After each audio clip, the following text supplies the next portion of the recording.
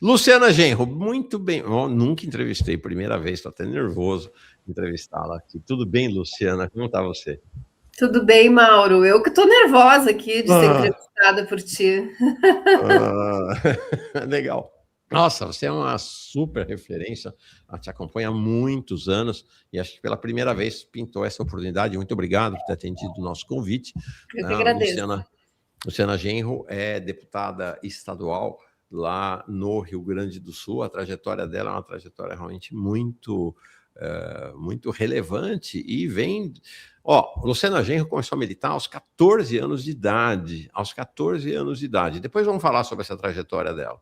Tá? E aí fez uma jornada pelo movimento estudantil, foi deputada estadual, voltou a ser, agora está no seu segundo mandato, nessa segunda fase, como deputada estadual. Ela já tinha sido deputada estadual de 95 a 2003, depois de 2003 a 2011, foi por 2 mandatos deputada federal, foi expulsa do PT, vamos falar sobre isso depois, fundadora do PSOL, e é hoje uma das principais, se não a principal dirigente do MES, o maior agrupamento da esquerda do PSOL. Muito legal, muito bom que você está aqui, Luciana. Obrigada. Bom, primeiro, fala para a gente do Rio Grande do Sul, como é que está a história aí no Rio Grande do Sul, né? Havia uma ideia de uma aliança, de uma frente de esquerda aí, do PSOL com o PT, ela acabou naufragando, né, com a entrada da Juliana Brizola como candidata a governadora, então uma aliança mais ampla. Eu vi agora que acabou de sair uma pesquisa, né, porque são 2 candidatos ao Senado dessa aliança, o Paulo Pimenta, pelo PT, e a Manuela Dávila, e vi que o Paulo Pimenta está mal nas pesquisas, né? O Paulo Pimenta esperava-se que ele fosse sair bem à frente, não está. Mas, enfim, fala um pouco desse cenário e o que você tem de informações para nós e sua análise sobre o cenário aí no Rio Grande do Sul. Bom dia, então, para ti, Mauro, e para todos os nossos espectadores, né? Como é que a gente chama o pessoal que está no YouTube aí nos acompanhando? Tá. Nossos telespectadores, nossa comunidade, nossos internautas, sei lá. Nossos internautas. Um bom dia aos nossos internautas. Boa. Bom, o Rio Grande do Sul, Mauro, ele está inserido aí nesse mesmo contexto nacional, né? Onde a extrema-direita está forte, né? Nós temos aqui um candidato que é muito, muito ligado ao Bolsonaro, que é o Tenente Coronel Zuco, do PL, que conseguiu fazer uma aliança bastante ampla, inclusive atraindo o PP, né, que é um dos partidos que está na base do Lula, e o PP aqui no Rio Grande do Sul, ele é muito forte no interior do estado, tem muitas prefeituras, muitos vereadores, né, indicou a vice do Zuco, né, que é uma deputada estadual. E do outro lado tem o Gabriel, que é o candidato do Leite, né? Que é o candidato, digamos assim, do neoliberalismo puro, né? O candidato das privatizações, né? Do arroxo aos servidores, da destruição do serviço público, que a gente acompanhou durante esses quase 8 anos do Eduardo Leite. E nós havíamos começado a construir essa aliança junto com o PT, né, em torno do nome do Edgar. Nós, inclusive, avaliamos lá no início do debate sobre quem deveria ser o candidato, né, que o melhor candidato para derrotar tanto o neoliberalismo puro do Gabriel como a extrema-direita do Zuco seria o Tarso, né, mas ele não se dispôs a ser candidato. E o Olívio também, obviamente, mas o Olívio já deu sua cota de sacrifício, também já está com mais de 80 anos. Seu pai? Hã? Seu pai, o Tarso. O Tarso, meu pai. Mas o Tarso não se dispôs, então formamos essa aliança aí em torno do nome do Edgar, que é uma liderança política extremamente reconhecida também, que na outra eleição faltou 2 mil votos para ir para o segundo turno, onde nós também estávamos junto com ele, né, com o vice sendo o Pedro Ruas, que é nosso vereador aqui em Porto Alegre. Bem, aí veio essa intervenção na prática, né? Embora ela não tenha se configurado administrativamente como uma intervenção, foi uma intervenção da direção nacional do PT aqui no Rio Grande do Sul, que disse não, o Edgar tem que sair e quem vai ser a candidata do palanque do Lula vai ser a Juliana Brizola. Né?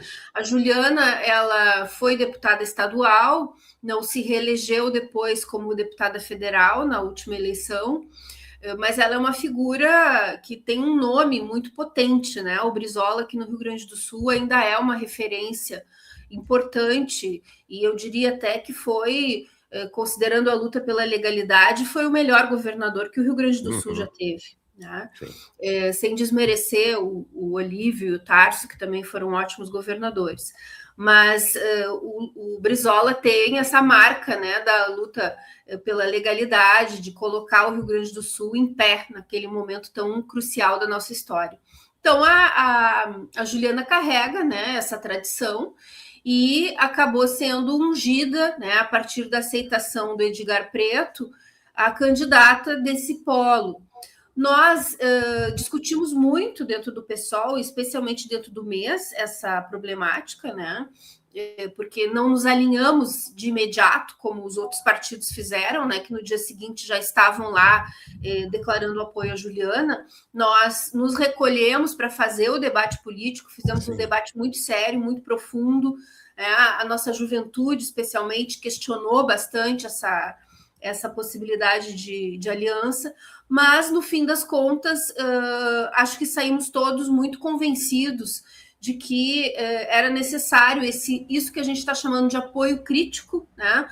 Porque nós já nos antecipamos em dizer que não participaremos desse governo, né? Porque vemos que será um governo de coalizão com a burguesia, né? Porque não só pelo PDT, mas porque, obviamente, que no segundo turno a Juliana vai buscar esses apoios aí mais amplos para tentar derrotar o Zucco, e o PSOL, na nossa opinião, não deve, né, participar de um governo desse tipo. Muito embora a gente tenha a convicção de que um governo da Juliana com o PT será um governo mais permeável as lutas do povo, as reivindicações populares, né? Há um compromisso e nós entregamos, inclusive, um conjunto de propostas e de pontos programáticos que a gente julga importantes, né? E que a Juliana já está comprometida com alguns deles, como é a questão das privatizações, né? De não seguir privatizando, de também lutar junto ao governo federal para barrar a privatização do metrô, né? Que é uma luta que ainda está em curso, porque o Transurb não saiu da lista das privatizações. Tem toda a temática do funcionalismo, né, e da miséria que o funcionalismo está vivendo dos últimos anos, praticamente sem reajuste. Temáticas a respeito da educação, né? O PDT tem uma tradição de defesa da escola integral, que nós também julgamos importante. Então, temos uma convicção de que é o melhor caminho nesse momento para impedir a vitória do Zucco ou do Gabriel, ou da gente se defrontar com o segundo turno entre essas duas alternativas, né? O ruim e o pior ainda, que seria uma tragédia para o povo gaúcho ter que, mais uma vez, né, escolher entre duas alternativas que não representam em nada os interesses populares. Agora, então, Luciana, se eu entendi, a candidatura da Juliana, né? Na verdade, a chapa, né? Juliana com o Edgar Preto. Vocês têm conhecimento de compromissos, mas não terá um processo de sentar, por exemplo, o PSOL sentar com o PT e com o PDT para montar um programa de governo. Isso não vai ter. Não, nós vamos participar do debate sobre o programa, sim, inclusive apresentamos, né, algumas propostas, mas decidimos que não participaremos do governo. Governo, ok. Essa é uma decisão que o MES já tomou, e o MES aqui tem ampla maioria dentro do PSOL, né? Então, consequentemente, é muito provável que o PSOL vá tomar essa posição. Mas é importante ressaltar também que nessa equação, né, do governo do Estado, nós temos o fator Manuela, né? A entrada da Manuela no PSOL foi uma vitória muito grande para nós, né? A Manuela é uma figura nacional que, enfim, cumpriu um papel importante na luta contra as fake news, né, através da criação do seu instituto E Se Fosse Você. Tem uma luta feminista também de de longa data, né? É uma representação dessa ascensão da luta feminista, da luta das mulheres. E ela entrou para o PSOL, né? E ela entrou sem impor nenhuma condição, né? Ela entrou, inclusive, sem impor condições a respeito de ser candidata. Ela apenas disse que queria ser militante, né? E ela tem essa característica de fato que ela herdou, inclusive, do próprio PCdoB, né? Que foi o partido da vida inteira dela, que é um partido de militantes. E o PCdoB e a Manuela, então, vem para o PSOL com a disposição de ser candidata ao Senado, mas sem impor nenhuma condição. E, inclusive, a gente havia dito para ela que para nós seria muito complicado, né, o apoio à Juliana Brizola, se isso viesse a ocorrer, porque essa discussão já estava acontecendo desde o ano passado. Mas seria uma burrice nossa também ignorar essa possibilidade de eleger uma senadora, né, pelo Rio Grande do Sul, pelo PSOL, né, e que faz uma diferença grande na luta das mulheres, na luta do povo. A disputa dentro do Senado vai ser uma disputa muito importante nos próximos anos, né, porque a direita está trabalhando muito para ganhar maioria ali, para poder fazer impeachment dos ministros do Supremo e outras coisas desse tipo. E a Manuela está em primeiro lugar nas pesquisas. Né? E se a gente ficasse fora da chapa de governo, porque nós teríamos essa opção, né, Mauro, que seria dar um apoio de fora, não colocar o pessoal dentro dessa aliança. Mas isso não poderia ser feito a aliança para o Senado e não para o governo, porque a legislação não nos permitiria. Então a Manuela ficaria de fora da chapa petista para o Senado. E isso prejudicaria imensamente a campanha dela, porque o PSOL é um partido muito forte aqui na capital, né? Nós já estamos até ganhando do PT em termos de força política na cidade, mas no Rio Grande do Sul, especialmente no interior, a gente ainda é fraco, né? É muito mais difícil construir um partido com o perfil do PSOL no interior do Rio Grande do Sul. Então, ela não teria essa capilaridade do PT, né? Ela não teria essa força que ganha a partir da unidade também, que não é só o PT, né? Porque tem uma franja política muito ampla que oscila entre o PT e o PSOL, que simpatiza com os dois partidos. Alguns até que não veem muita diferença entre os dois, né? Veem o PSOL mais combativo, mais lutador, o PT mais institucionalizado, mas gostam dos dois partidos. Então, essa força da unidade também potencializa muito a candidatura da Manuela, e a gente está muito empenhado na eleição dela, então isso também pesou para que a gente entrasse na aliança. E imagino que aí no Rio Grande do Sul vocês também têm um PDT da trajetória, da herança brisolista, bem mais à esquerda do que é hoje o PDT no resto do país, né? Sim, especialmente a ala da Juliana, né? Porque o PDT também no Rio Grande do Sul ele se divide, né? Tem uma ala mais bolsonarista, mais direitista, e uma ala mais progressista, mais popular, né? E a Juliana representa justamente esse setor mais de esquerda do PDT. Então, eu acredito que talvez alguns segmentos do PDT acabem não se engajando na campanha da Juliana por causa das suas convicções mais à direita, mas a ampla maioria do PDT ainda tem esse caráter mais popular, né? Então, acho que o nome dela como candidata ao governo também vai animar esses setores a saírem para as ruas com mais força. Sim. Para o governo do estado, a Juliana, na última rodada de pesquisa, ela e o Zucco estão praticamente empatados no primeiro turno, mas ela liderando o segundo turno, né? No primeiro turno está com 24, ela está numericamente à frente, apesar do empate, né? Na Quest, com o Zucco 24-21, e no segundo turno, aí ela abre uma margem maior, né? 35-27. Então, me parece que é um cenário de razoável otimismo quanto à chance de vitória dela, né, Luciano? Sim, é a primeira vez, né, Mauro, na história aqui do Rio Grande do Sul que a gente consegue unir essas forças todas numa chapa, né?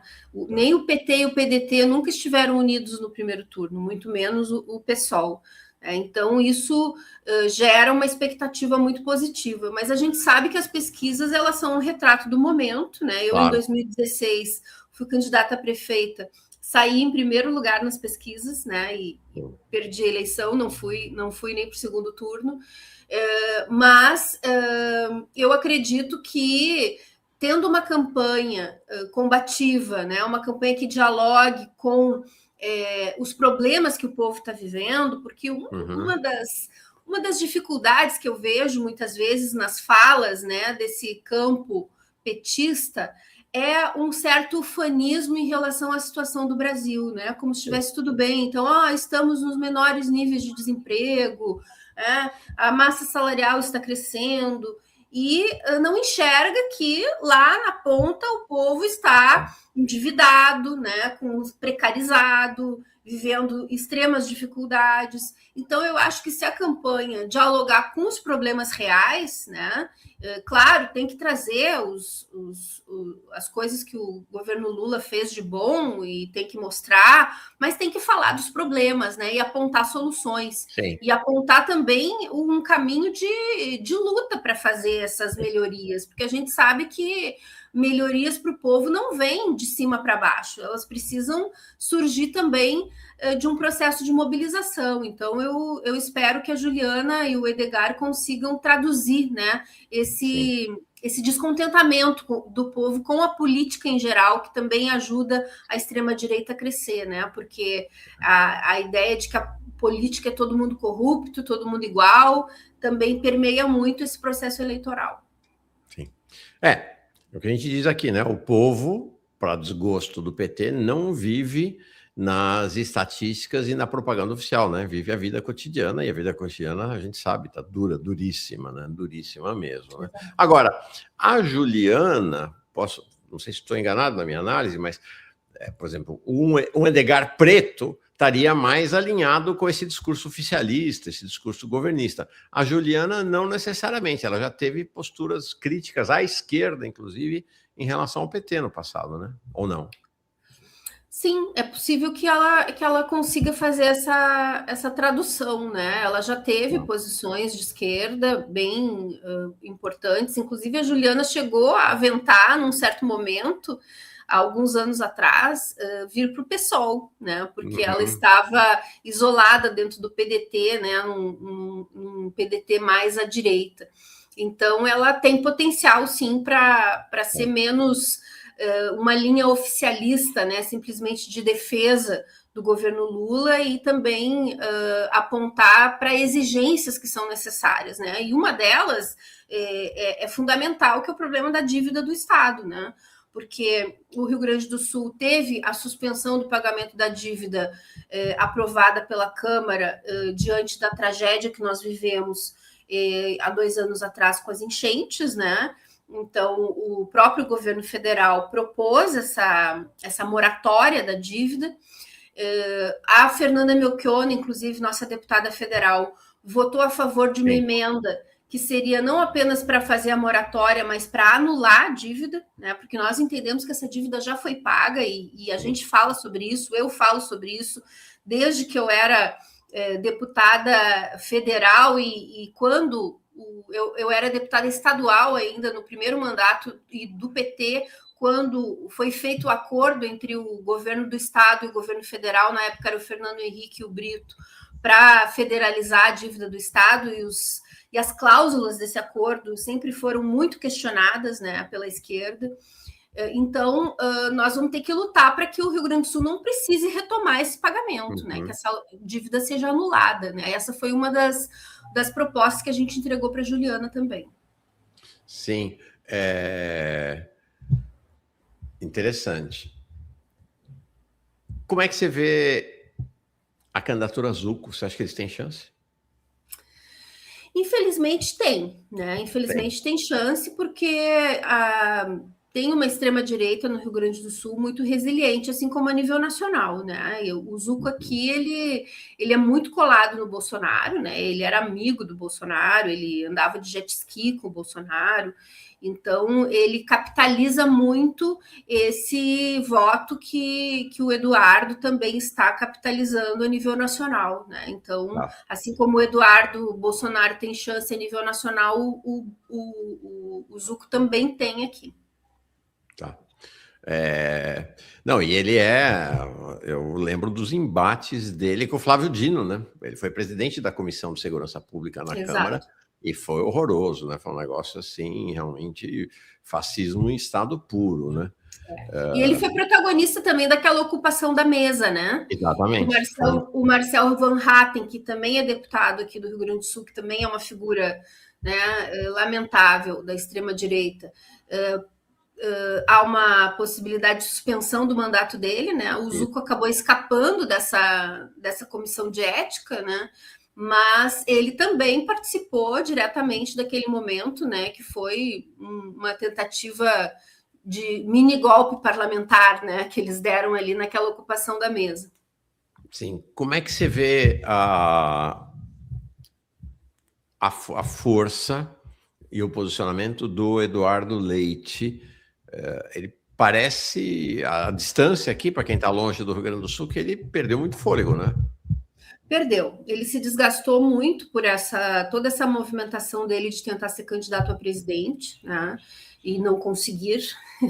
E fez movimentos muito erráticos, né? Entrou no PSD aparentemente sem nenhuma garantia, né, de que ele seria candidato a presidente, acabou perdendo a indicação para o Caiado, que é uma figura que mostra claramente que o PSD vai cumprir um papel de linha auxiliar do bolsonarismo, né? E o Eduardo Leite, ele não é bolsonarista, né? Ele não é. Ele é um representante do neoliberalismo, né? Mas não da extrema-direita. Mas ele flertou com a extrema-direita, inclusive no processo eleitoral, né? Ele, se não me engano, ele declarou voto no Bolsonaro contra o Lula, mas ele não se engajou, né? Até porque, por ser um homem gay, ele acaba se chocando um pouco com essas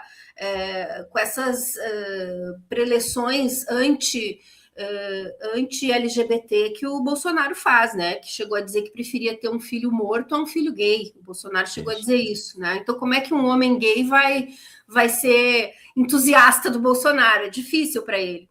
Mas a base dele, né? Os aliados dele flertam bastante com a extrema-direita, e o governo dele também compôs bastante com a extrema-direita, embora ele tenha tido segmentos aqui que ficaram mais independentes, né? Porque queriam que ele fosse mais à direita do que ele foi. Mas ele ainda tem uma resiliência política, né? Ele é uma figura simpática, né? Carismática. Por ser gay também atrai essa simpatia, né? Embora ele não tenha feito absolutamente nada pela comunidade LGBT, inclusive todas as ações LGBTs que ocorreram no Rio Grande do Sul foram graças a emendas parlamentares minhas, né? Porque a gente tem esse mecanismo das emendas aqui, eu destinei recursos para a Secretaria de Direitos Humanos, onde está abrigada a pasta LGBT, mas ele ainda tem a sua popularidade e por isso o Gabriel é um candidato competitivo também, embora ele esteja lá embaixo nas pesquisas. A gente já viu em outros momentos o MDB vencer as eleições saindo bem de baixo, né? Isso aconteceu tanto com o Sartori e como com o Rigoto. Então não dá para menosprezar a força do Gabriel, e foi isso também que nos impeliu a compor a aliança, né, para a gente evitar esse segundo turno entre o neoliberalismo e a extrema-direita. Você tem uma figura aí, um fascista, impressionante, inclusive a reeleição dele, que é o prefeito de Porto Alegre, o Sebastião Melo. Qual é o peso específico do Sebastião Melo na cena política gaúcha nesse momento? Imagino que ele vai apoiar o Zucco, né? Pois é, o Melo está numa situação difícil, porque originalmente, ele não é um fascista também, né? Ele é um cara que sempre foi do MDB, sempre foi uma posição, né, de defesa do capitalismo democrático, entre aspas, né? Porque o capitalismo nunca é democrático. Mas das liberdades democráticas dentro do sistema capitalista. Mas ele foi muito à direita, né? Já na sua primeira eleição ele já foi, na segunda ele foi mais ainda, né? Ele teve apoio de setores do bolsonarismo que compõem o governo dele. A vice dele é uma bolsonarista de primeira linha. Ele chegou a tirar uma foto com o Zucco num evento. Isso teve uma repercussão muito forte dentro do MDB, que acabou cobrando dele que ele tinha que estar ao lado do Gabriel. Ele acabou dizendo que, claro que ele está com o Gabriel, mas que ele é prefeito, então ele tem que fazer, né, essas demonstrações de apreço a outros candidatos também. Então, eu acho que ele vai fazer um jogo duplo, né? Ele vai disfarçar que está com o Gabriel, mas na prática ele vai jogar as fichas dele no Zucco. Sim. De olho nas pesquisas também, né? Quanto mais o Zucco estiver perto, exato, ou estiver disputando para pau com a Juliana, mais ele pode explicitar. Tá? Olha, e o Senado? Porque o Rigoto é quem está mais perto ali, né, da Manuela, né? Manuela e Rigoto são os dois mais fortes. O Pimenta está um pouco abaixo, empatado com esse outro fascista também, né? O Van Hatten, né? Que aí vai ter um mandato suspenso agora, está nervosinho por conta disso. O Senado é um cenário muito frágil e fluido, né? Nessas eleições em que tem dois, né? Sobretudo, né? Bom, vou lembrar Dilma, na última eleição, né, lá em Minas Gerais, estava praticamente eleita e acabou perdendo na reta final. Se para governo do Estado você tem viradas na campanha, para eleições do Senado, eleições de 2 cadeiras, mais ainda. Mas você acha que nesse momento a disputa está colocada realmente com Manuela e Rigoto favoritos? Sim, eu acho que a Manuela é favorita, né? E isso é muito importante, porque acaba dando uma força grande para a campanha dela, uma campanha que está se construindo também de forma muito de baixo para cima, né? Então ela está montando voluntárias que estão se cadastrando num site que vão ser os protagonistas da campanha. Eu acho que ela vai ganhar muita força também militante nessa eleição, mas a gente sabe que o poder econômico ele é muito forte também na eleição do Senado, né? O Pimenta está mais para baixo, mas ele é um candidato competitivo, porque ele vai ter o apoio do Lula, né? Claro que nós vamos trabalhar para que a Manuela e o Pimenta ganhem, né? A Manuela tem falado muito sobre isso, ela tem dito que essa é uma eleição do tudo ou nada, né? Que a gente precisa unificar as forças todas em torno das candidaturas da esquerda, progressistas, Juliana, Manuela e Pimenta, né? Que essa campanha tem que ser feita conjuntamente, que não dá para criar uma disputa entre a Manuela e o Pimenta. Mas a gente sabe que isso é um pouco inevitável, né? Porque é muito difícil a gente ter as 2 vagas do Senado para a esquerda. É muito difícil. Então, hoje eu apostaria que a Manuela vai entrar, né? E que a segunda vaga pode ficar aí muito disputada entre o próprio Pimenta, o Rigoto e o Van Hatten, né? Porque o Van Hatten vem com força também, porque vem com essa força do bolsonarismo, né? Então é tudo muito incerto ainda, e mesmo a Manuela a gente não pode dar a eleição por ganho, né? Quem entra de salto alto quebra o pé, tem que entrar com muita cautela e muita militância. Agora, é interessante esse cenário que você traça, porque você tem uma eleição com 3 vertentes, né? Você tem uma vertente à direita, fascista ou proto-fascista, com o Zucco. Você tem uma vertente claramente neoliberal, que é o Gabriel, sobrenome de Gabriel Dias. Gabriel Souza, do MDB, que é o candidato do governador, do Eduardo Leite, e aí uma candidatura mais deslocada à esquerda, não sei se dá para dizer propriamente de esquerda, mas de centro-esquerda, pelo menos, não neoliberal, pelo menos se apresenta como não neoliberal, que é a da Juliana.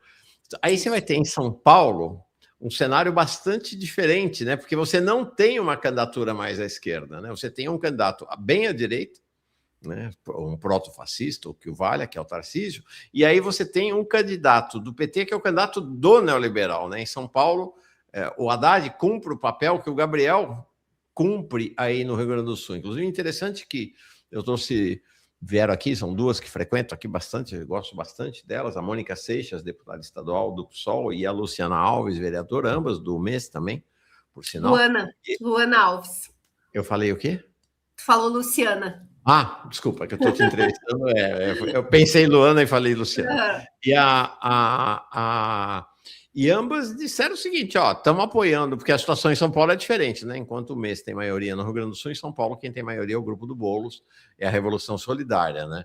E elas falam: ó, a gente queria ter lançado o candidato aqui, fomos obrigadas a apoiar o Haddad, estamos apoiando, mas o Haddad sequer nos recebeu, né? Não tem discussão nenhuma. Eu vou mostrar mais tarde, depois da nossa entrevista, o Haddad ontem, lá no Instituto FHC, fazendo a defesa da questão do arcabouço fiscal como uma questão, né, como grande fato do governo Lula, né? Fazendo a prioridade do o fiscal acima, Deus acima de todos e o fiscal acima de tudo, né? Então, ali você tem um cenário distinto, bem diferente em São Paulo, né? Em que você tem um campo neoliberal e um campo da extrema-direita, e acabou, né?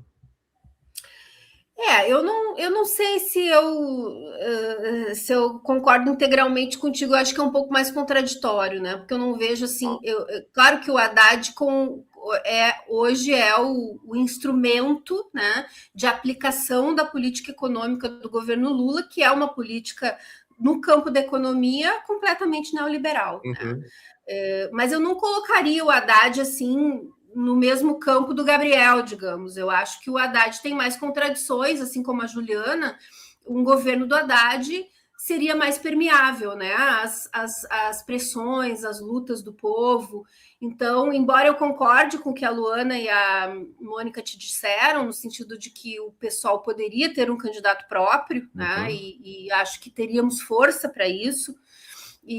Mas apoiar o Haddad dentro dessas condições que nós também apoiamos a Juliana aqui, que é entendendo que nós não devemos fazer parte do governo, que aliás foi uma luta que a gente fez a nível nacional também, né, para não ser parte do governo Lula, institucionalmente falando.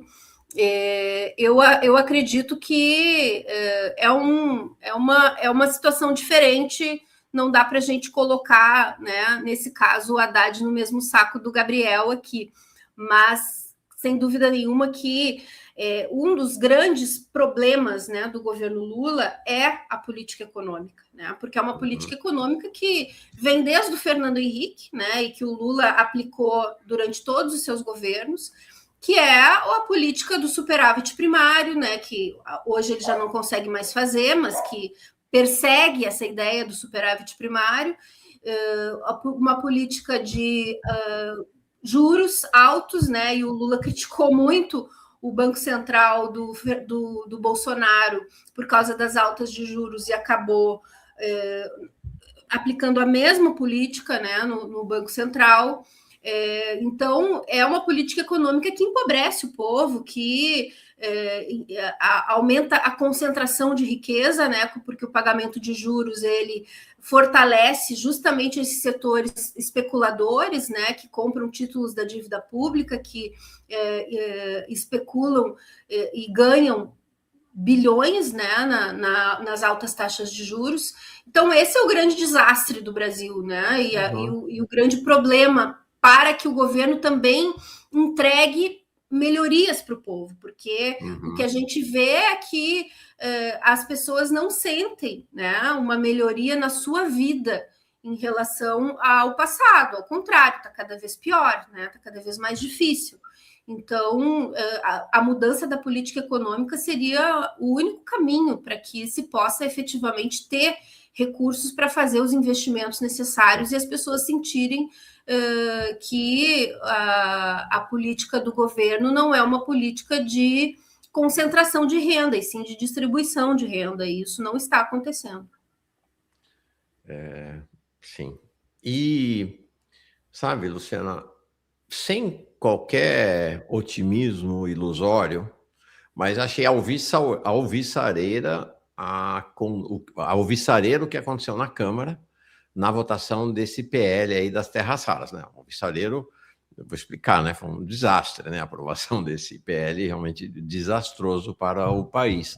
Mas achei interessante porque você teve pela primeira vez, eu acho em bastante tempo no governo Lula, uma construção de uma pequena frente da esquerda se posicionando ali, né? Você teve o PSOL votando contra o projeto, você teve o PCdoB, surpreendentemente até, votando contra o projeto, adotando uma posição anti-imperialista, e a Natália Bonavides também.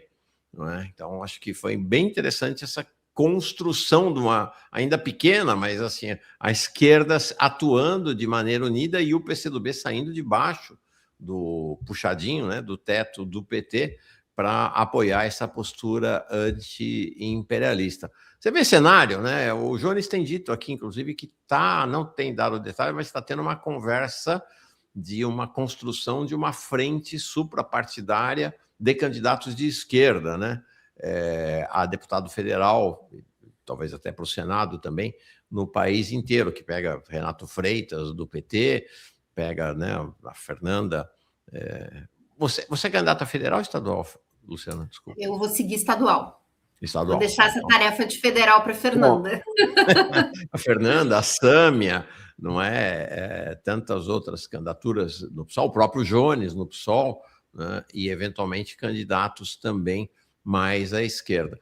Você vê possibilidade de ir se desenhando numa nova etapa da vida política brasileira, o que vocês também tentaram aí no Rio Grande do Sul, uma frente mais à esquerda?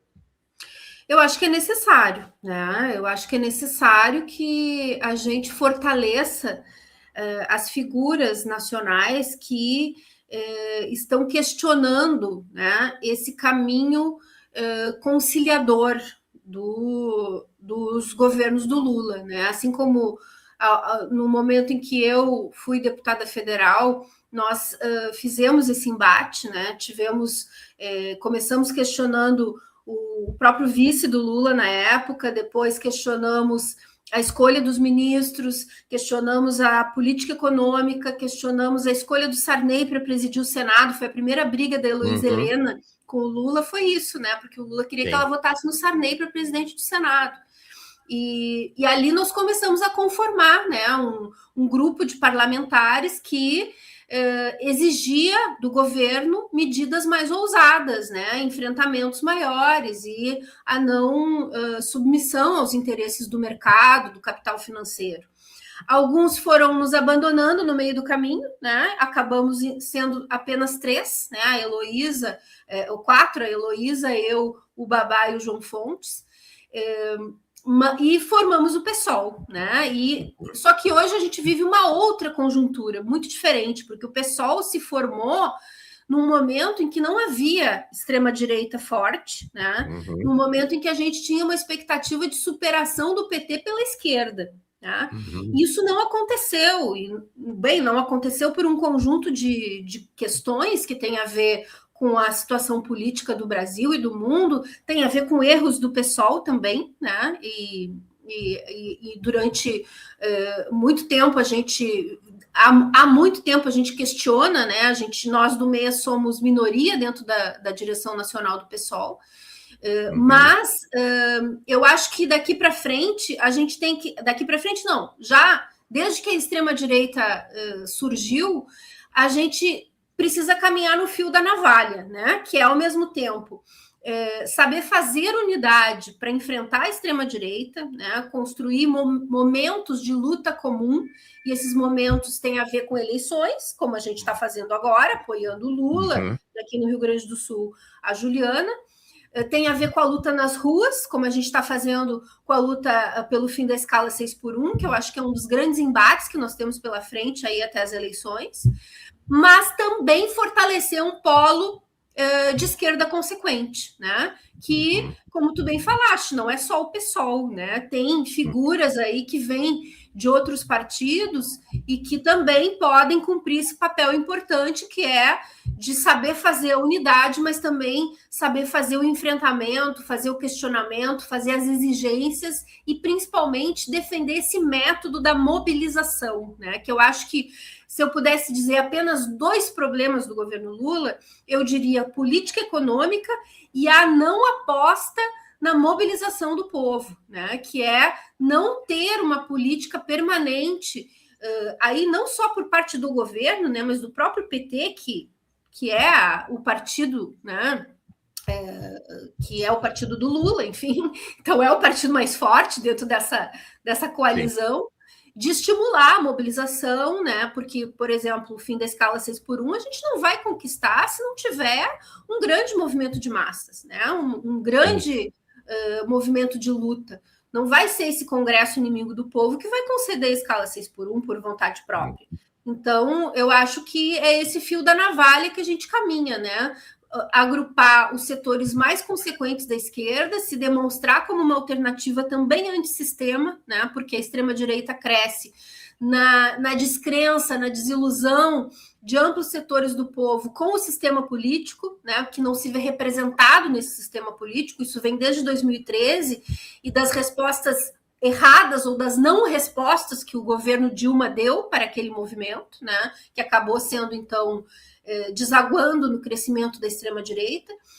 Então, a gente precisa agrupar esses setores mais consequentes e combativos e, ao mesmo tempo, saber fazer a unidade para não deixar margem, né, para a extrema-direita crescer. Não podemos cair, né, no erro do Partido Comunista da Alemanha nas vésperas do nazismo, que dizia que a social-democracia e o nazismo era a mesma coisa, né? Que os dois eram tão inimigos quanto. Então, a gente tem que saber diferenciar esses 2 polos e, ao mesmo tempo, afirmar a nossa bandeira e o nosso programa. Sim. Interessante. Luciana, PSOL. Teve aqui com a gente já o comandante, porque ele e Erundina fazem realmente 2 estátuas que andam dentro do PSOL, né? Milton Temer e Erundina. Milton Temer teve, de vez em quando, está aqui Adoro com a gente. Adoro a Erundina, mas sou fã do Milton Temer. Não é? E o Robaina também teve aqui recentemente. E a avaliação tanto do Temer quanto do Robaina é que o PSOL sai dessa eleição diferente do que está chegando. Né, um esvaziamento grande do grupo do Boulos, né, da Revolução Solidária. Inclusive, essa semana, me parece que todo o pessoal da Revolução Solidária do Paraná saiu do grupo, né, então tem uma perda de densidade e ambos apostando que, do jeito que as coisas caminham, que a Revolução Solidária, o grupo do Boulos, sai do PSOL logo depois das eleições e que, portanto, você teria um novo equilíbrio de forças no interior do PSOL. Que análise você faz desse cenário interno aí do PSOL? Eu assisti a tua entrevista com o Robaina, foi ótima, né? E eu concordo muito com a análise que ele fez, que, na verdade, o Boulos, ele vinha num processo de crescimento dentro do PSOL muito significativo, né? E quando ele se transforma em ministro, nós questionamos essa decisão dele, né? Porque era uma resolução do PSOL de que o PSOL não iria compor o governo, né? E que a Sônia Guajajara seria uma exceção, porque ela estaria lá representando o movimento indígena, né, que eu não sei se ela segue representando, mas naquele momento que ela foi indicada, ela representava, era uma reivindicação do movimento indígena a nomeação dela, e que outros líderes que entrassem para o governo deveriam, então, se licenciar, né, das instâncias partidárias.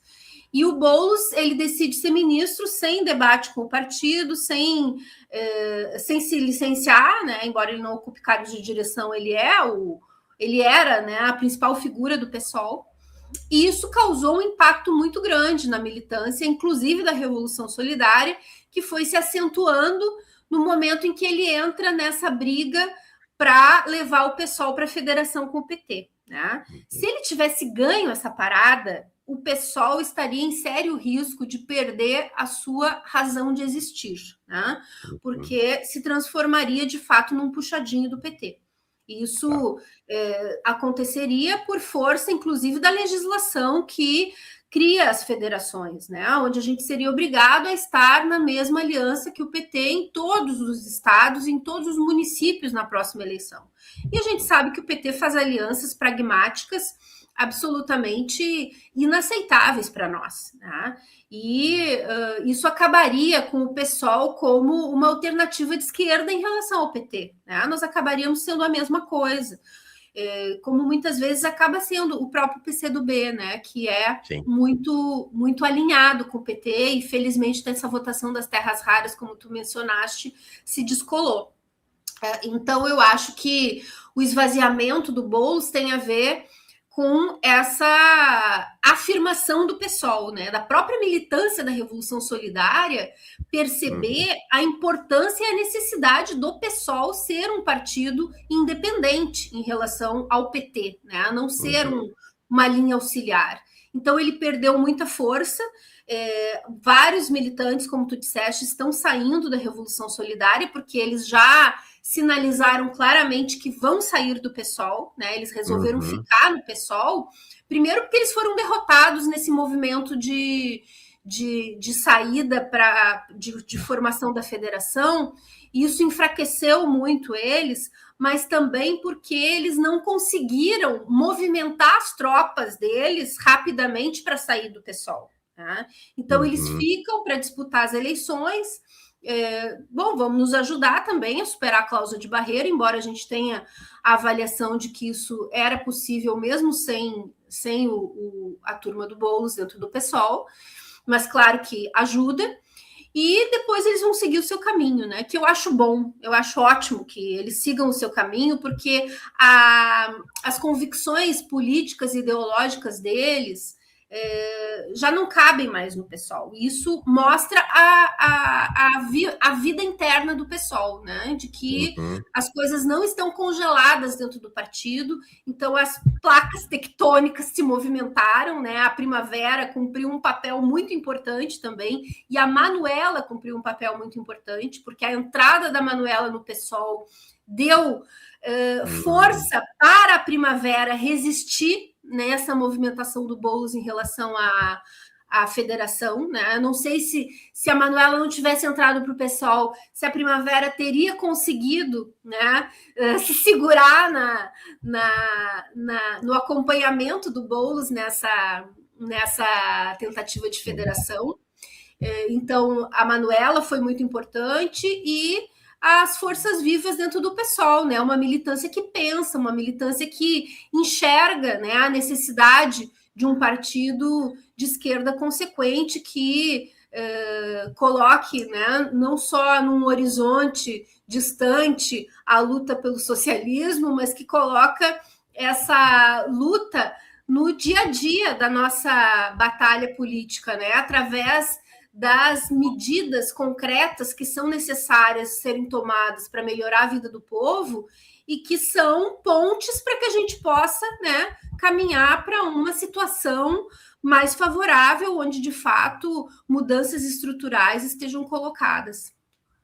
Interessante essa concepção sua, né, que com esse novo desenho, né, que o PSOL sai diferente dessa eleição, provavelmente, então, com uma nova maioria, e com esta nova maioria, o PSOL retoma um pouco o projeto original para colocar o socialismo como referência cotidiana da política e da luta do partido. Achei interessante isso aí, bem interessante. É isso aí. Esperamos que essa minha avaliação se confirme. Pronto, vamos ver. Luciana, deixa eu te entrevistar um pouco sobre Luciana. Pode ser? Claro. Você começou na militância, eu comecei cedo. Bom, nós temos pouco mais de 10 anos de diferença, né? Bom, primeira observação, né, que você fez. Para o pessoal que tem 10 anos menos do que você, meus filhos, que estão na faixa ali de meados dos 30 até meados dos 40, meus 3 filhos, essa coisa que você falou foi muito marcante, que votou no Lula primeira eleição, votou no Lula segunda, votou na Dilma primeira eleição, votou na Dilma segunda.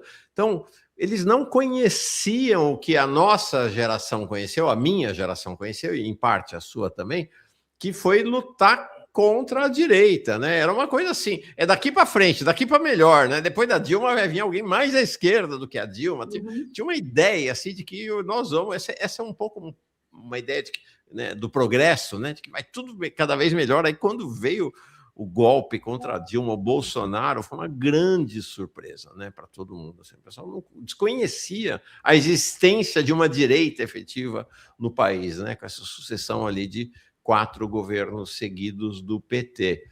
Então, acho que a gente lida hoje com um cenário e com um contexto muito diferente com esse contexto, né? A gente viveu um pouco esse contexto na nossa juventude, mas esta turma aí, que está dos 35 aos 45, não viveu e está tendo que fazer uma nova experiência política, né, Luciana? É verdade.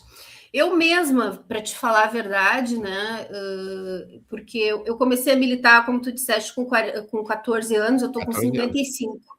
Então, já tem uma estrada, né? Às vezes a gente nem se dá conta, né, do tempo que passa e como passa rápido. E eu comecei a militar, meu primeira, na verdade, antes dos 14 anos, quando eu tinha ainda 13, se não me engano, eu fui no comício das diretas, né, com a minha mãe e com meu pai.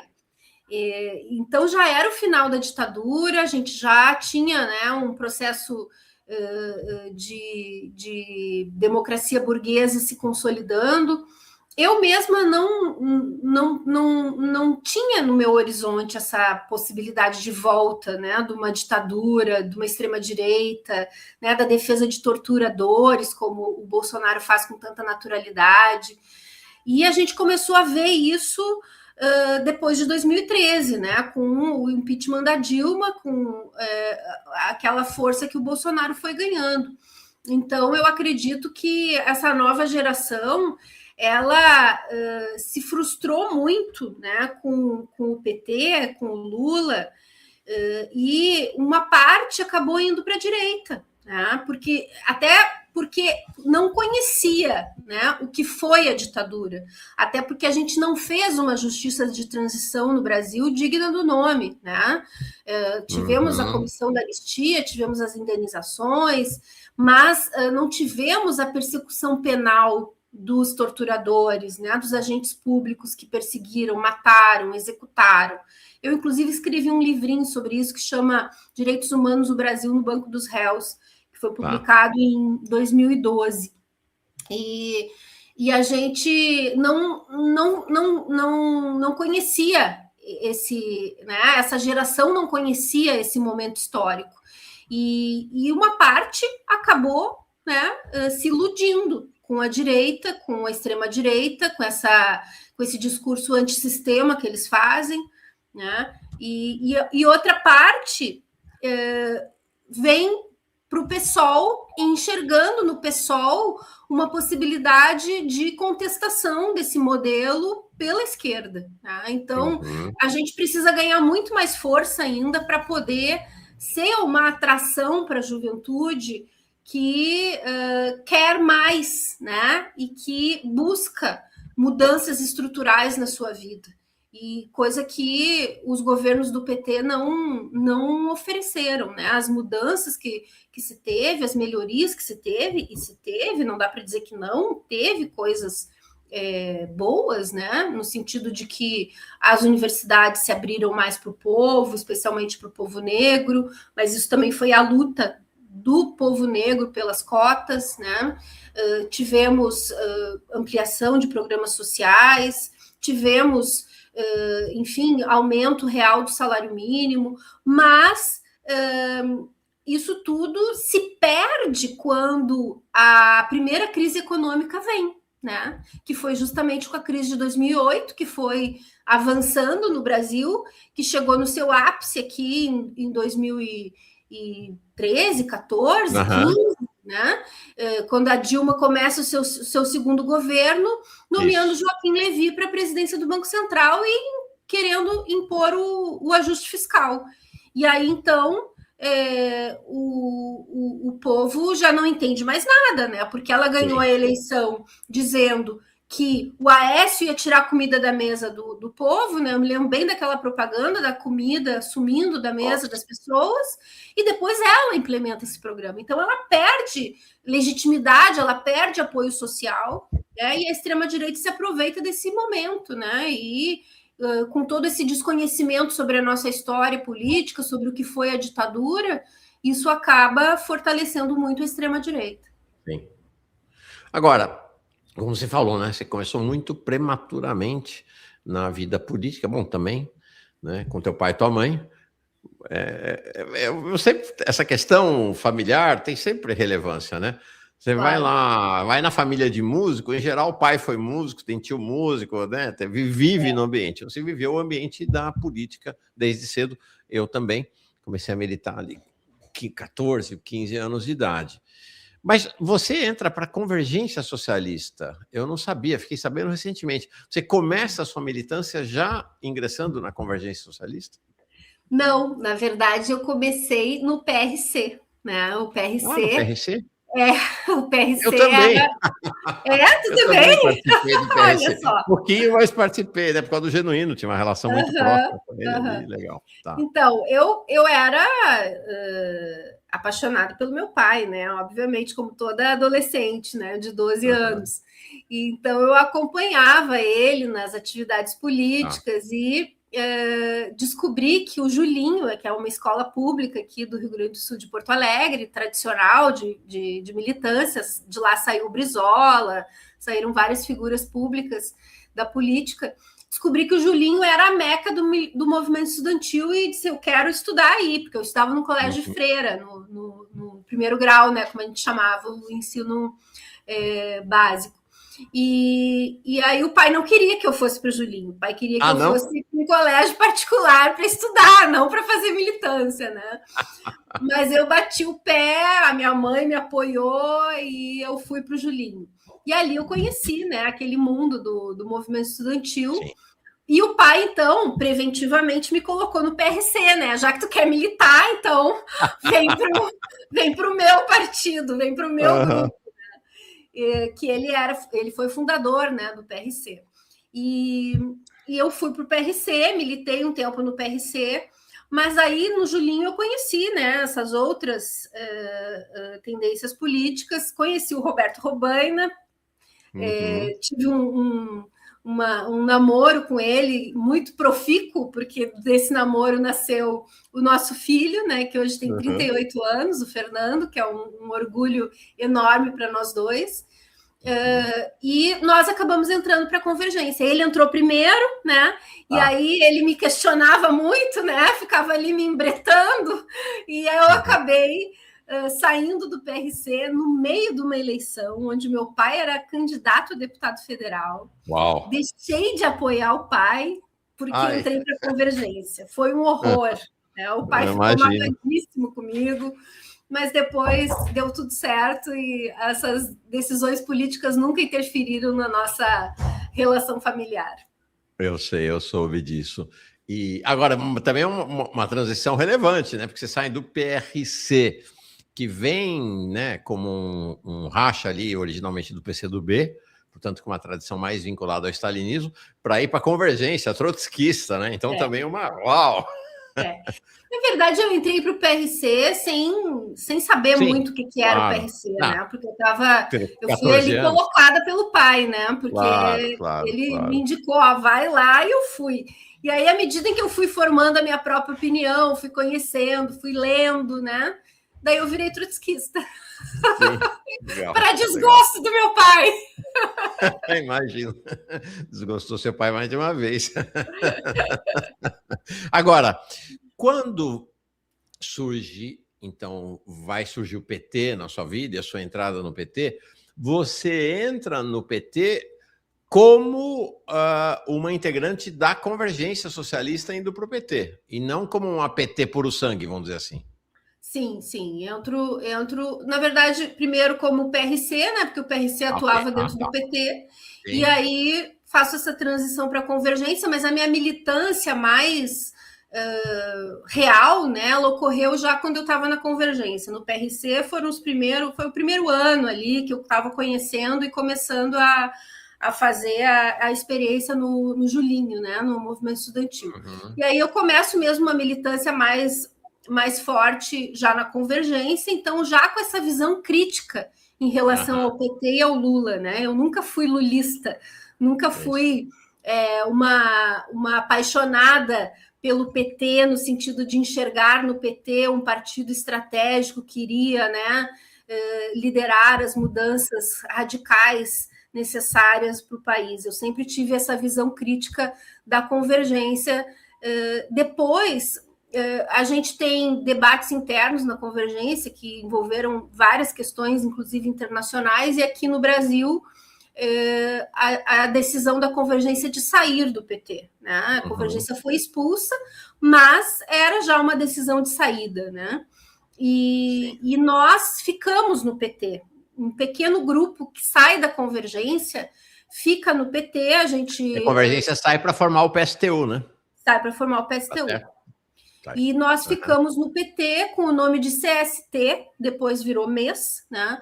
Então a gente fica no PT, eu, o Robaina, o Etevaldo, a Berna, um grupo, né, que era da Convergência, e começamos então a construir a CST dentro do PT. Nesse meio tempo, tem as eleições de 94, onde eu sou escolhida pela corrente para ser candidata a deputada estadual, mas a gente não tinha uma avaliação assim de que eu ia ser eleita, né? A gente achava que era muito difícil eu ser eleita, porque eu nunca tinha sido candidata a nada, né? Mas fui eleita, também com a ajuda do nome do Tarso, né? Porque a Luciana Genro, né, apontava ali uma referência, assim como a Juliana Brizola carrega, né, o nome do Brizola, e isso ajuda a ela, mas também com uma militância da CST muito aguerrida, que fez uma campanha impressionante, né, com pouquíssimos recursos, muita panfletagem, muito cartaz colado, eu mesma colava cartaz também, e eu consegui ser eleita, então, por 99 votos de diferença com o candidato que ficou abaixo de mim, que é o Elvino Bongás, que é deputado federal agora, até hoje. O Elvino perdeu para mim por 99 votos e eu fui, então, eleita deputada pelo PT pela primeira vez. Então, mesmo aí já deixando a Convergência para formar o CST, né, quando a Convergência sai para fazer o PSTU, como você falou, né? O pessoal foi expulso, mas já num processo de saída mesmo, né? Por sinal, saudação aos camaradas do PSTU, tem entrevistado, né? Até teve a Mandy Rebeldia, né? Como ela se apresenta, que estava lá na flotilha, teve aqui com a gente, o Júlio, entrevistei o Zé Maria, né? Por conta até da condenação dele aí pelos sionistas, pela justiça. Essa condenação. E então são bons camaradas com a sua trajetória, a sua caminhada, mas então vocês ficam para formar, mas você não veste, continua sem vestir, vamos dizer assim, a camisa de PT, né? Ainda Sim, a CST continuava tendo a mesma avaliação que tinha a Convergência sobre os limites do PT, os limites do lulismo, né?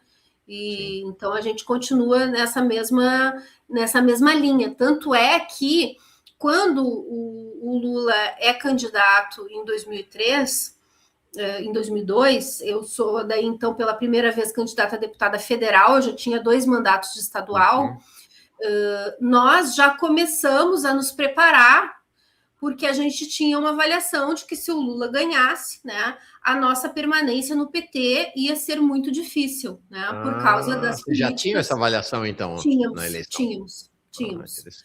E eu dizia, inclusive, na própria campanha eleitoral, o pessoal do PT não gostava muito dos meus discursos, né? Porque eu dizia, o Lula está fazendo 2 compromissos que são incompatíveis. O compromisso de mudança e o compromisso expresso na Carta ao Povo Brasileiro, que é o compromisso da continuidade da política econômica do Fernando Henrique. Então, um dos 2 compromissos ele não vai cumprir, ou o da mudança ou o da Carta. E, de fato, foi o que aconteceu, né?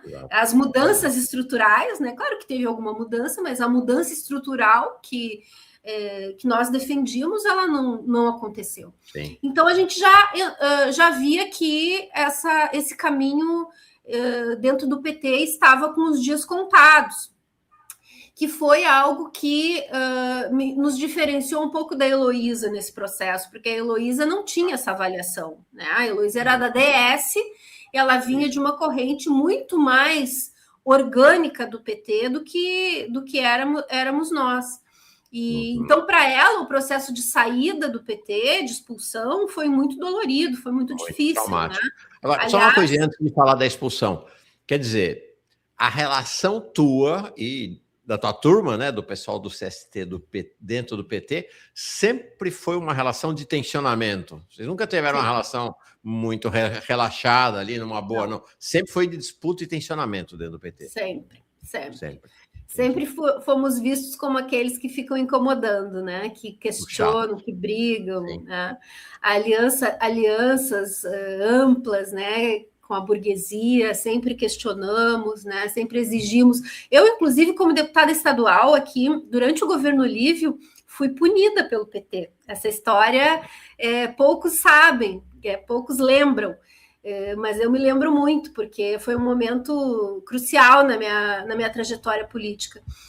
Eu era deputada estadual, o Olívio era governador, e tinha uma greve do magistério. Né? Isso era 1997, se não me engano. E aí entra em votação na Assembleia Legislativa uma das pautas da greve, né? Que era uma questão relativa à carreira dos professores. E o governo orienta a bancada a votar contra essa reivindicação dos professores. E eu me rebelo, né? Eu brigo na bancada, discuto, perco, né? E digo que eu não vou me centralizar, que eu vou votar a favor dos professores. E voto, né? E voto a favor, toda a bancada do PT vota contra, eu voto a favor.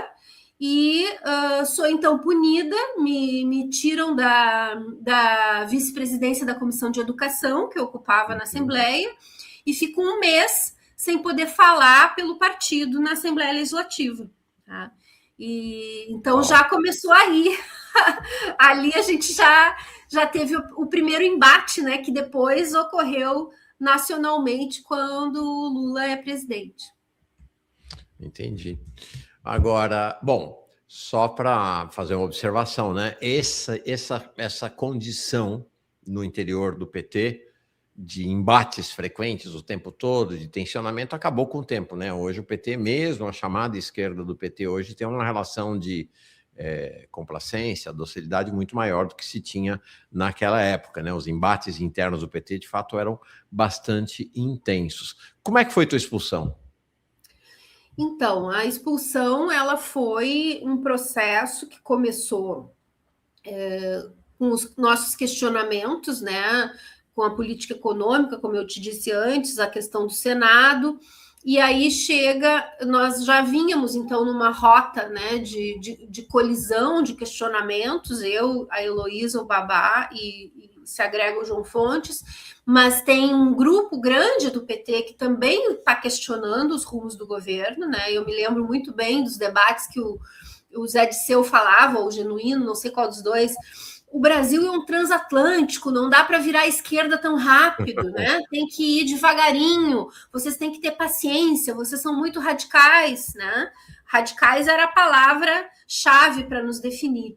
A gente ressignificou ela dizendo, sim, somos radicais mesmo, queremos as mudanças pela raiz. E aí teve todo esse embate sobre os rumos do governo, onde uma parcela grande, né, de deputados do PT estava questionando. Mas, quando chega a reforma da Previdência, esse questionamento aumenta, porque atinge uma base muito forte do PT, que é a base do funcionalismo público, né? E aí tem uma rebeldia bem significativa dentro da bancada do PT por causa da reforma da Previdência e principalmente a contribuição dos aposentados, né, que foi uma das medidas draconianas ali daquela reforma. Só que aí o PT joga pesado, né, o governo joga pesado, porque era um momento crucial para eles ali também, primeiro ano de governo, eles queriam mostrar para o mercado financeiro para a burguesia que eles tinham controle do partido, né? Que os radicais não apitavam nada dentro do partido. E então eles jogam pesado, dizendo que quem votasse contra a reforma da Previdência seria expulso. Eles nos avisaram, né? Não foi por falta de aviso. E aí, então, começam as defecções, né? Os deputados mais preocupados com seus interesses eleitorais ou mais vinculados, né, ao lulismo e ao petismo raiz, ficam, né, no PT, votam a favor da reforma ou se abstêm, alguns se abstiveram, como foi o caso do Ivan Valente, que ficou no PT naquele momento, mas depois, quando veio o mensalão, ele saiu, né, ele e toda a turma que hoje é a turma da Primavera, né, que tem que compôs essa frente com o Boulos, que nesse contexto ganhou maioria no PSOL, e eles então fazem uma comissão de ética, né, onde o nosso algoz era o Genuíno, o Zé Disseu, o Delúbio, o outro, aquele que comprou a Land Rover, ganhou a Land Rover, agora não me lembro o nome dele, que era um outro dirigente do PT que acabou preso no mensalão. Não foi o Delúbio, não? Da Land Rover? Não? Não, pode ser, mas tinha um outro também, que agora não estou me lembrando, que era o nosso algoz ali na comissão de ética. E a gente... Aqui, o Silvinho.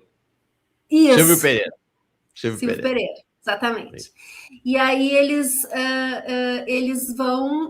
votam a comissão de ética pela nossa expulsão, convocam um diretório nacional e aprovam a nossa expulsão.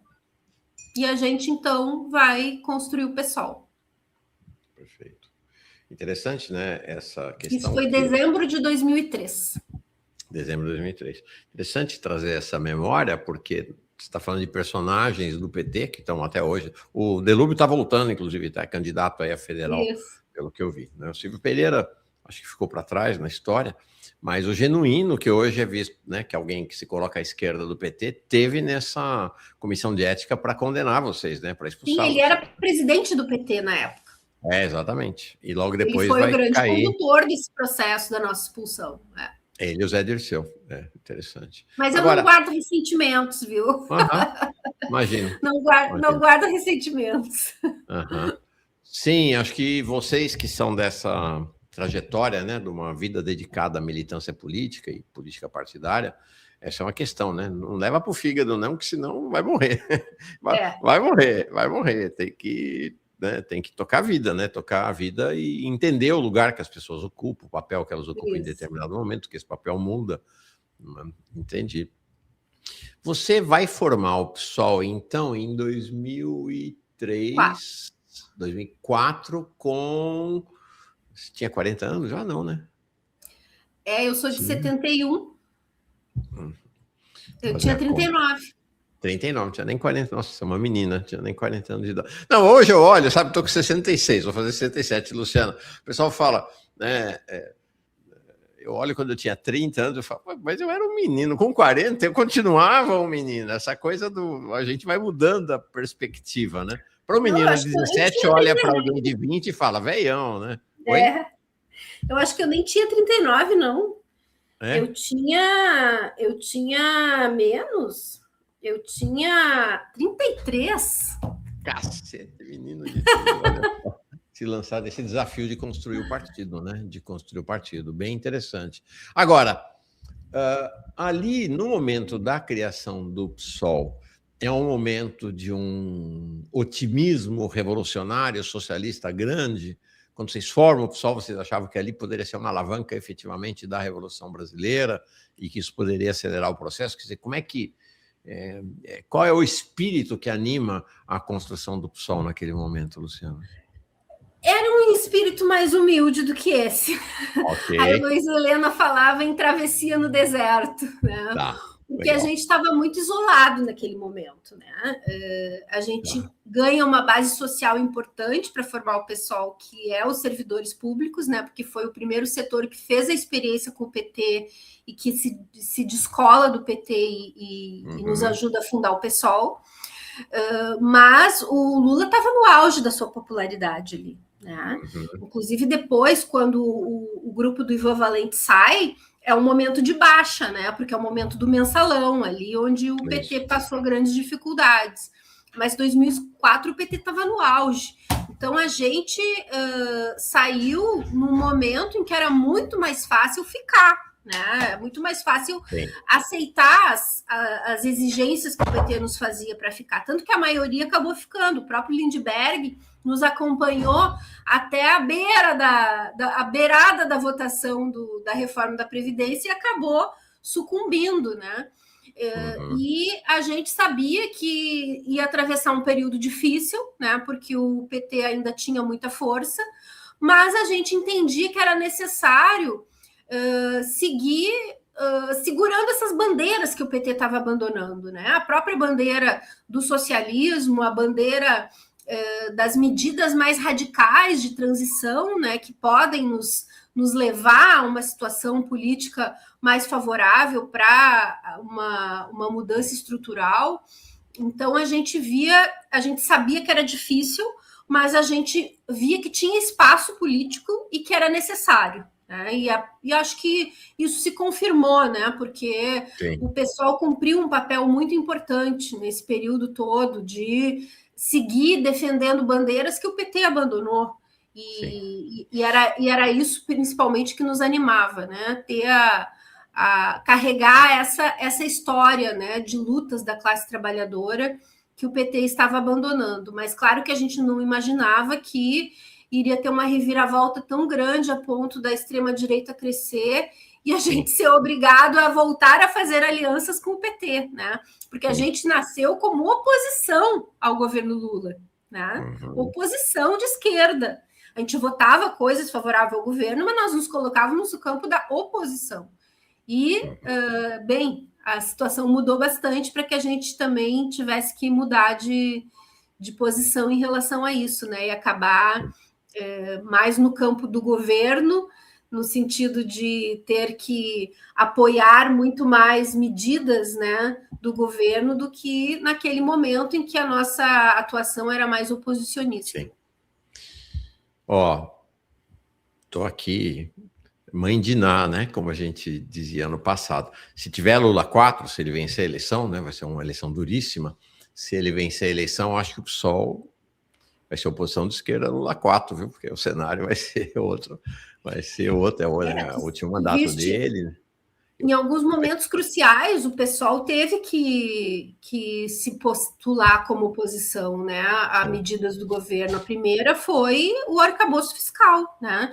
E foi uma luta política dentro da bancada, travada pela Fernanda e pela Sâmia, né, e pelo Glauber, para convencer o conjunto da bancada e o próprio Boulos, que já estava ali, né, a votar contra o arcabouço fiscal. E ganhamos essa briga, né? E desde lá, em muitos momentos cruciais, o PSOL foi fundamental e em alguns momentos o PSOL, como bancada, sucumbiu, mas o MES seguiu na sua linha coerente, né? Que foi, por exemplo, aquele momento em que o Bolsonaro está muito enfraquecido, que a gente quer pedir o impeachment do Bolsonaro, e o PSOL, né, muito alinhado com o PT na linha na estratégia de levar tudo para o processo eleitoral, não quer o impeachment do Bolsonaro, e a Fernanda e a Sâmia encabeçam um abaixo-assinado que recolhe mais de 1 milhão de assinaturas pelo impeachment. Então, em alguns momentos, até mesmo dentro do PSOL, a gente teve que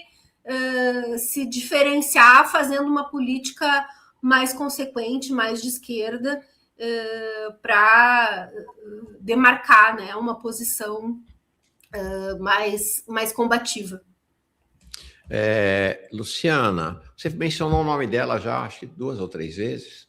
Ela já esteve aqui com a gente também por 2 vezes, agora que retomou o mandato, né? Fica no mandato agora até junho, né? Quando o Glauber reassume, que é a Heloísa Helena, né? Heloísa Helena, que teve, né, um papel, me parece que vocês tiveram uma proximidade muito grande ali no processo de formação do PSOL, depois ela sai, né, vai para a rede, hoje a liderança da rede, voltaram a se reunir, né, na federação.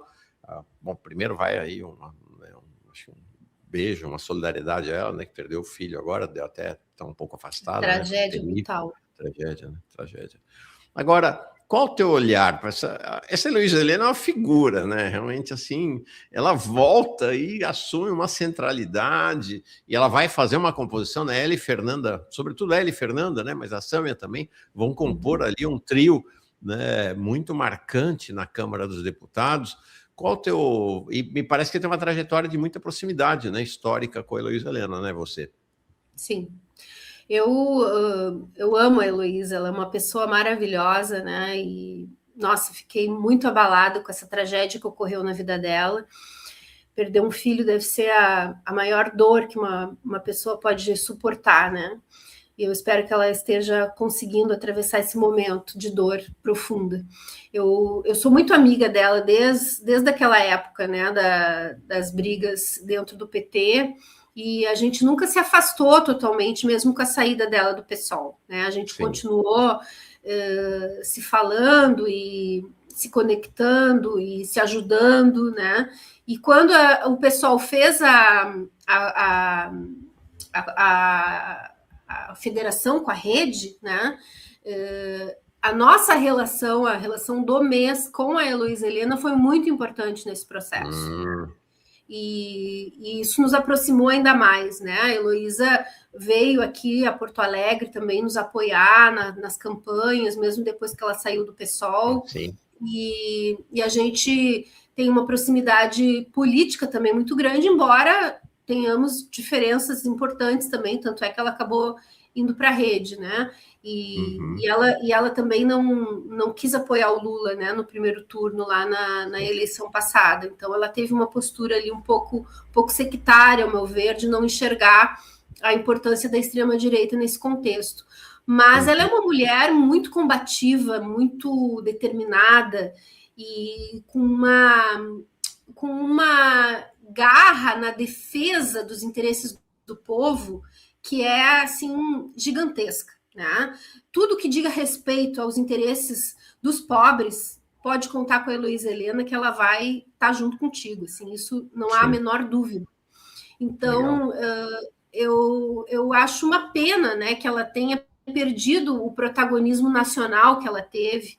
E felizmente, né, dentro dessa coisa horrível que foi a suspensão do Glauber, ela ganhou esse espaço de visibilidade na Câmara Federal, que ela aproveitou muito bem, e junto com a Fernanda e a Sâmia fizeram de fato um trio muito combativo. E eu espero que ela agora se eleja, né? Já não fique na suplência e consiga uma cadeira na Câmara, porque ela vai fazer muita diferença, como já está fazendo nesse curto tempo que ela está lá. Legal. Bom, deixa eu... Tem algumas perguntas do pessoal aqui para encerrar, mas antes só fazer uma observação, né?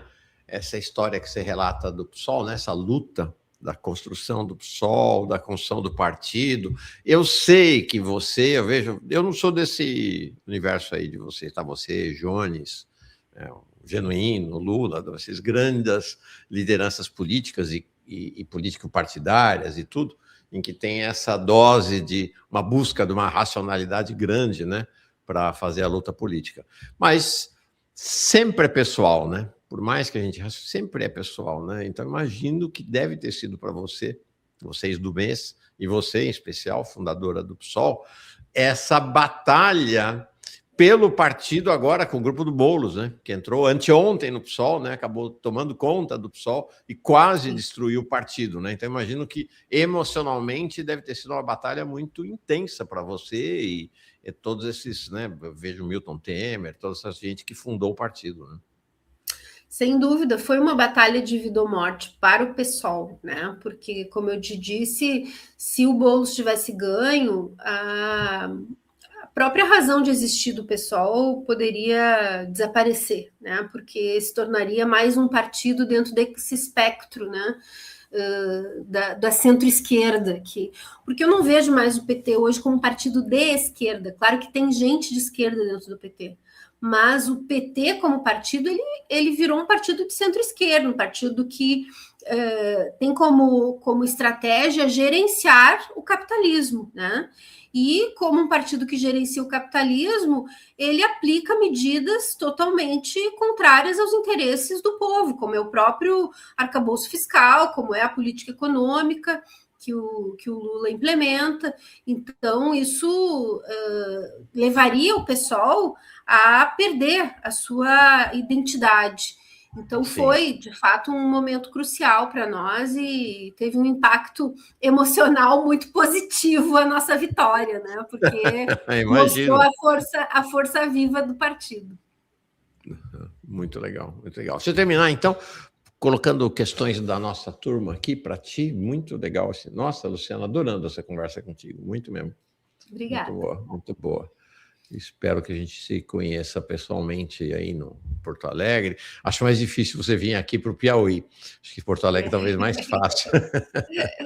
Podemos nos encontrar em São Paulo, quem sabe? Pode ser, no meio do caminho, ou em Brasília. O Freeluder mandou o apoio dele, o Cipriano Antônio mandando bom dia, o Diogo Chakra dizendo, pensei que era IA, que era um meme. Essa história de amor à primeira vista. Não foi não, ele falou mesmo, impressionante. A esquerda comunista, Lula, liberdade para Thiago Ávila, não se sequestra quem luta pela vida, paz, amor e respeito. Tenho visto uma mobilização muito intensa do PSOL em geral, mas em particular de vocês do mês, pela liberdade do Thiago Ávila e contra o regime sionista, né, Luciana? Sim, nós temos... eu também sou processada pelo sionismo aqui no Rio Grande do Sul, né? Inclusive eu tenho família judia, né? Meu bisavô veio da Alemanha, o irmão dele ficou lá e era prefeito de uma cidadezinha nos arredores de Berlim quando o Hitler vence a eleição e foi perseguido, fugiu da Alemanha. Um filho dele acabou sendo preso, morto junto com a esposa num campo de Auschwitz, né? Então eu carrego essa história na minha família e ao mesmo tempo sou acusada de ser racista contra judeus, porque na verdade sou contra o sionismo, né? Então essa manobra, né, do sionismo de misturar a luta contra o sionismo e a luta e as posições antissemitas que os nazistas defendem, né, e defenderam e alguns seguem defendendo, é muito nefasta. E nós tivemos, inclusive, o orgulho de ter a presidente do PSOL aqui do Rio Grande do Sul, a Gabriele Tolotti, na última flotilha. Né? Isso, Não nessa que o Thiago foi preso agora, mas na outra ela foi presa também, junto com o Thiago, junto com a Mariana Conte. Mariana Conte também, né? Que também foi. E agora nós estamos empenhados aí também nessa luta pela libertação do Thiago e do outro companheiro que com ele está preso, né? Eu até ouvi tu falando no início ali que o governo não fez nada, né, sobre isso, mas teve uma nota, né? Teve uma nota do governo pela libertação dos dois. Isso é pouco, né? É muito pouco, mas é importante, né? Faz uma diferença nesse mundo diplomático aí, faz uma diferença, mas realmente nós precisamos de mobilização, e temos tido mobilizações muito fracas, né? Muito pequenas ainda para o tamanho do desafio que é garantir a vida e a liberdade desses companheiros.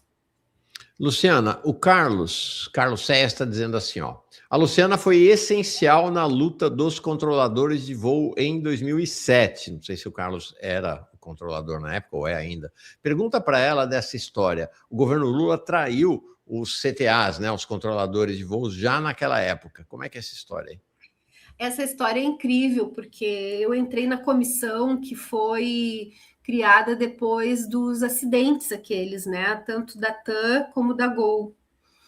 E o que estava, o que apareceu nessa CPI foi uma luta muito forte dos controladores, entre outras coisas, né? Que eu, inclusive, fiz um relatório paralelo, o Marco Maia, que depois foi presidente da Câmara, era o relator dessa CPI, e ele acobertou todos os crimes ali que foram cometidos e que resultaram no acidente, especialmente no acidente da TAM.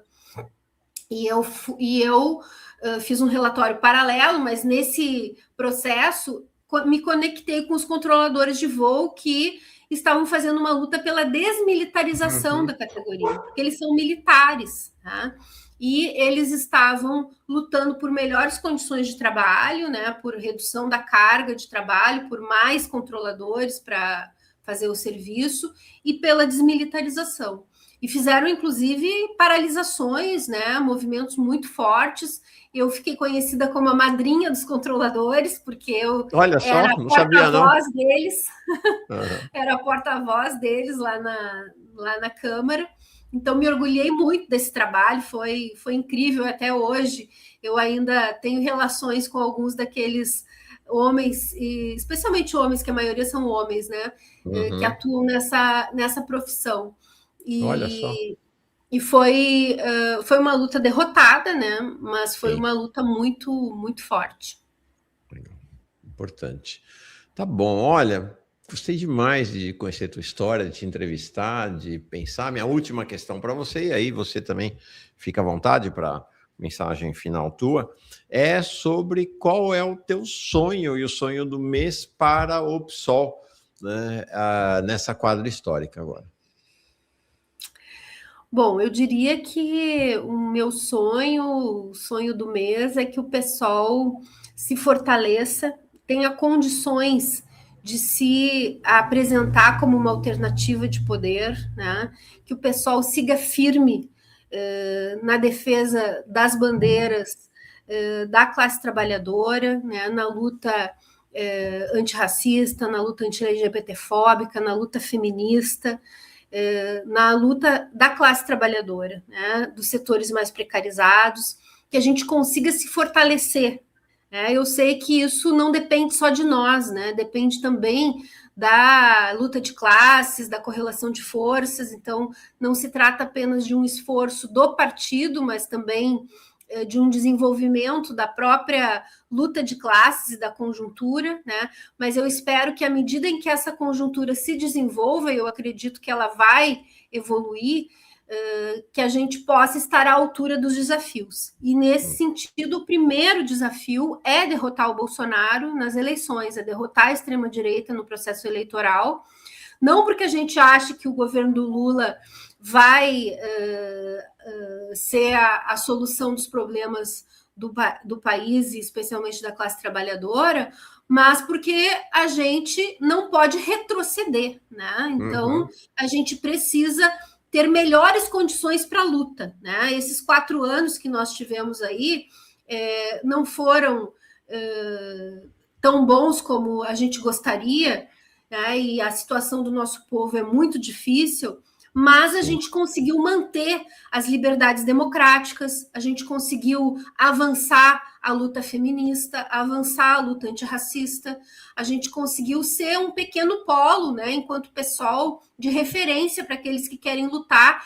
e querem ir além, né, da democracia burguesa e da simples gerência dos interesses do capital. Então, eu espero que a gente esteja à altura dos próximos desafios. Legal. Obrigado demais, Luciana. Gostei muito. Vamos repetir essa conversa outras vezes. Muito legal. Vamos fazer um recorte, tá, gente? Aviso. Vai ter um recorte da entrevista toda e um recorte particular para quem quer conhecer a biografia política da Luciana Genro. Foi muito, muito legal mesmo. Muito tocante, inclusive. Obrigado. Muito obrigada, Mauro. Um prazer enorme conversar contigo. Quando eu vi a entrevista tua com o Robaini, eu pensei, eu também quero ser entrevistada com o Mauro Lopes. Então, que bom que tu me chamou e que a gente teve essa oportunidade. Um beijão para ti, muito obrigada. Um beijo, querida. Tchau.